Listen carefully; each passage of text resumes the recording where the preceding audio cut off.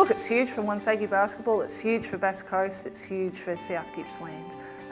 We don't have compliant courts here in Wonthaggi, we play non-compliant courts. So for us to have 3 courts in the one building that are all compliant is huge for us. We're able to offer training for our domestic kids, which we don't have at the moment. We're able to offer new programs such as walking basketball for our elderly, Aussie hoops for our juniors, and also the potential look at disability, some wheelchair basketball and things like that. We're really limited as to the programs we can run due to our lack of court access. These 3 new courts in a shared facility with the school is going to open up so many opportunities for our association to run skills days, to run training camps.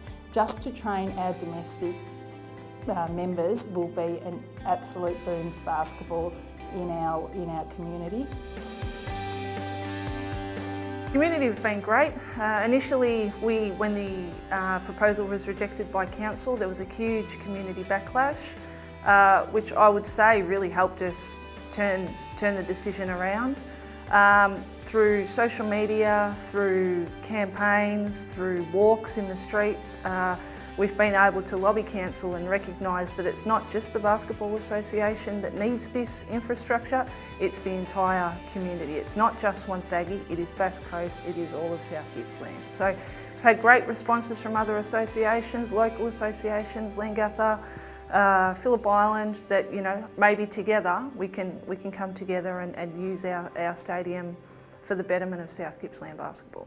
It was probably the community response on social media that really helped us to be able to encourage the council to reconsider that move, and we turned a 5-4 vote not to apply for funding around to a unanimous vote to apply for funding, and now we've got a 3-court compliant stadium being built in our town, and it's going to benefit so many different areas of the community, including local businesses and other sporting groups as well as basketball. Finding funding for stadium development is long and arduous. It's not for the faint-hearted, that's for sure. I think the key for us was to focus on specific funding. We argued all along about the need for a stadium in our area and the benefits of the stadium, and nobody argued against that. Everybody accepted there was a strong need and that it would benefit the community. However, accessing the specific funding, that was the key.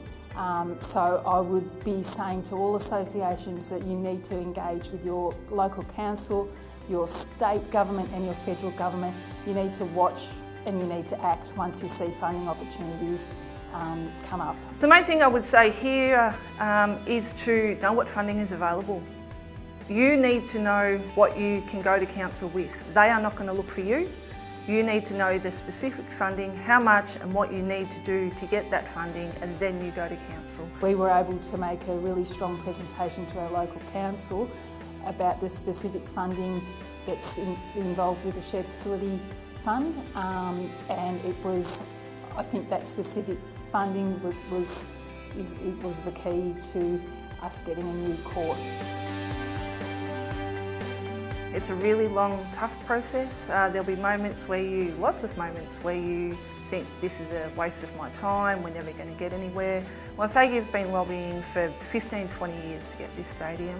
The last 2 or 3 years that I've been involved, we've made a really strong push to look at the funding available and to make a strong application to council for it. I think resilience is a pretty strong key to being able to get something as large as infrastructure being built in your community. There are a lot of setbacks, a lot of knockbacks, a lot of you're nearly there, but no funding came through.